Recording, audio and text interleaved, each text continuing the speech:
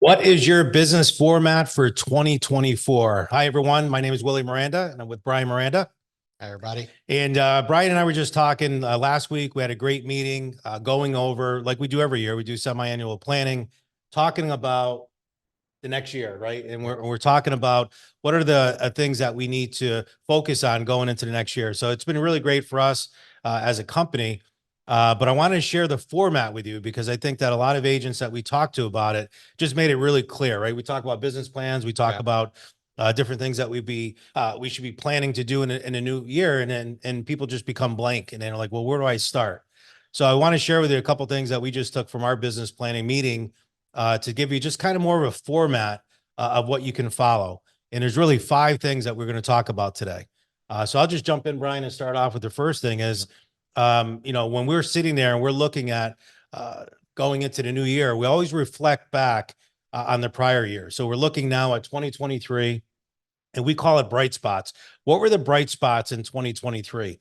What really worked going in? And we looked at all the different things that we did, from lead generation to work with sellers, to work with buyers, customer service, employees, agents, agent retention. We just went through the whole list, and we just picked out our top bright spots for the year in 2023. And it was really eye-opening. Brian, anything you want to add on to that? Yeah, strategic planning. You guys are entrepreneurs, and as an employee, when you're an employee, right, you expect to get a review at least annually, sometimes semi-annually. And part of that review process is, what did you do well? What worked well? And I think entrepreneurs really don't take the time to give themselves a personal review. So I know we do it as a company every year. We do strategic planning with a consultant that kind of keeps us accountable to what we're doing. And I think one of the important things, Willie, is to identify, as we're going to talk about a little bit here, give some examples of bright spots, disappointments. What are you going to keep doing that you're doing well that gets identified in that review process? What is it that you're going to stop doing because you're finding out, something that you tried or you explored, it's not working. It's time to, when's it time to cut the cord? Right. We see a lot of agents get into that trap with lead generation, right? And then what is it that you're going to start doing that you haven't done? Maybe there was a marketing plan, geographical farming. I know you're going to talk about that next week, some training. Maybe you want to go after a particular neighborhood. Maybe there's something that you've been putting off until you had a few closings, so more money, or maybe you're just procrastinating, right? Mm-hmm. So all those things we can go into that format and go a little bit deeper, Willie. Yeah. So on a piece of paper, what I would do is I recommend, and we have actual forms that we have this already typed up, but write down what were the bright spots for 2023. So start there, right? Find a quiet place, pour yourself a glass of wine or coffee or whatever, you feel best on doing this type of planning. And I remember years ago, Brian, sitting down near the Mohawk River, and I would sit down there for a couple hours and just be jotting things down. Why? My phone wasn't ringing. I had no one, got a minute. There was no distractions, and I like being around water and being able to think. And that's what I would recommend. I used to go to a local library and do it there as well. I did that for many years, but being able to go through that, looking, reflecting back, seeing all the bright spots for 2023. Next one Brian mentioned is about disappointments, right? We all have disappointments, things we didn't get to. Maybe it was, like you said, geographic farming. Maybe it was not hiring the right person, or maybe, you were looking to have someone assist you, right? But then the market was kind of iffy this year. So you're like, can I really afford someone, right? But what were those disappointments that you had? Maybe it was a listing goal that you had. Maybe it was a buyer goal that you had.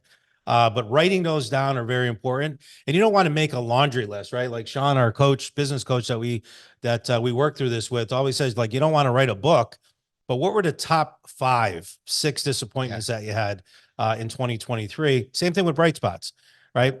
So those are the 2. So in other words, what's your bright spots were for 2023? What were your disappointments? And then from there, now we look into the future, Brian. We look into 2024. What are we going to keep doing? Like, what worked really good in 2023, right? And when you go over your bright spots, you're going to know, hey, this really worked good. We're going to keep this going into new year. So keep would be the 3rd thing I would add to that. Yeah, well, I think a great place to start is look at your transactions that you had this year, right? Where did the leads come from? Were they referrals? Right. Was it a lead source that you started doing that worked out well? So those are going to share some of those bright spots. What were some of those transactions that went very smooth, right? Maybe you just got lucky, you had great clients, or maybe it's because you had a checklist, you were organized and the transaction went smooth. So that's where you're going to identify some of your bright spots. Some of your disappointments looking at those transactions, what could you have done better? Maybe your communication, skills weren't the greatest and it reflected in the transaction. Maybe you weren't as organized as you could be. So maybe you want to utilize some things like checklist, right? Or maybe you invested heavily in a lead source that didn't pan out. So go back to those transactions and look at those transactions and you can get a lot of these answers. Yeah, no, absolutely. And, I just one that came to mind that we get all the time is, like Zillow, right? Everyone's like, either you love Zillow or you hate Zillow. But for a lot of people, Zillow is very profitable because it's an online marketing tool that they have. It's very expensive. But a lot of times, when we look back, and if you're going to keep that moving forward, did you have a positive return on investment, right? Was it a positive ROI? If it wasn't, why? Sometimes it's not because the leads suck. It's because the follow-up sucked to it, right? And that's what we usually find out. But why is it that some agents are very successful with Zillow and others are not? And it comes down to follow-up. And it comes down to, not just calling that person once or twice and saying, they didn't call me back, they're not interested. It's calling that person back 15, 20, 30 times, whatever it takes to connect to that person. And it's a call, it's a text, and it's an email to them, right? So again, not to get too much into lead generation, but going back into what are you going to keep going into 2024 is very important when you analyze your business. And I like what you said, Brian, go back to all your lead sources as to where it came from. If a lot of it came from your COI and past clients, then do more activities for that, right? Yeah. Double down on that going into this year. So let's talk about the next category on that is really when you're going to keep something, what are you going to stop? Maybe give some examples of that, Brian.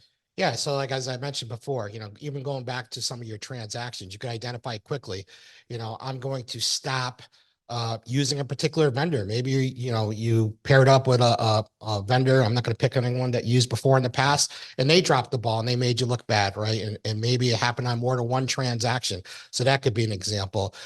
Maybe you're looking at marketing that you put out there and it wasn't getting as many hits or as many views, or you're spending money on things that you haven't touched. I know agents like to buy a lot of shiny objects and then they don't log into them, right? They'll buy a lot of apps or websites and subscriptions. And then, look back, I invested $500 on this one subscription and me personally, I didn't log into the website. So I'm not utilizing. If you're not utilizing, that's something that you have to stop. And I think looking at P&L, what's profitable for you and what's going to be a loser for you or a loss for you. That's somewhere where you could identify those stops. All right, let's move into the fifth piece, which is start. What are you going to start doing, right? There's a lot of different things that are out there that we know work, but we haven't been able to get around to, or maybe it's just something that, again, you didn't know too much about, but now you're learning more about it, right? So an example would be, we know that email is not dead, right? I just had an agent today say, I thought email was kind of fading out. Email is not dead. And actually, we're going to be talking about it at our next Real Estate Success Blueprint, where I'm actually going to do a whole segment on how to really structure an email campaign to your COI, to your database, and all the people that you know. But maybe that's an example. Maybe you're going to start something like that, where you're going to be able to get the content that you want to send out, plan ahead of time for what emails you're going to send out. And that's, it's going to be a profitable endeavor because it's something that you're not doing now. You're not staying top of mind with your clients. Maybe you're going to start an online campaign and doing Zillow. Maybe you're going to do something with social media and hiring a marketing company. Maybe you're going to hire an admin person or a virtual assistant to help you with things. But the start piece is very important as well, because, and again, you don't want to start 10 different things. But what are the top 2 or 3 things that you can start that is going to have a major impact on the bottom line going into 2024? Yeah, it's a great point. Throughout this whole process, if you get anything, don't write down your priorities, but then force yourself to pick 3 to 5 top priorities that have to happen, because if everything's a priority, nothing's a priority. And, you want to start really being intentional about going after the business. I know the past few years, agents have been spoiled where their phones are ringing, businesses coming to them. If we learned anything from 2023, the market's changing, it's becoming more challenging. There was a lot of realtors that came into the business in the last couple of years, and you watch in the next couple of years, there's going to be a lot of realtors exiting the business because they're not doing strategic planning like we're talking about here, Willie. You're going to see that in the next couple of weeks. When you see a lot of people not renewing I'm already seeing it now. I'm hearing a lot of noise on not renewing their licenses, right? Because they're getting out of the business. So, and some of that's good.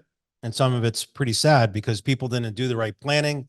They didn't have the right coaching, mentoring, and really the direction that they really needed to do to grow their business. So let's wrap up with the 5 things, right? We talked about it, writing down your bright spots for 2023, writing down all the different things that you were disappointed about in 2023.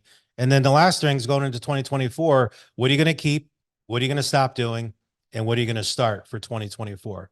Brian, anything in closing? Yeah, and I would say once you identify all this information, you want to share it with someone that you respect, maybe a business partner, but someone that can hold you accountable. Really, we found that accountability is a key success component, because a lot of people will come up with a plan, say they're going to do all these things, but then there's no one to hold them accountable to it, and it doesn't get done. So find an accountability partner, I think, would go a long way. Come up with the plan first, and then find someone to hold you accountable to it.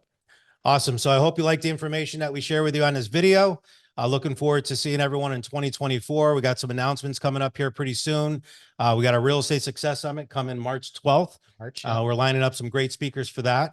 And with that being said, scroll down below. If you're on Instagram or if you're on Facebook, leave a comment and let's go get them this week. Let's go.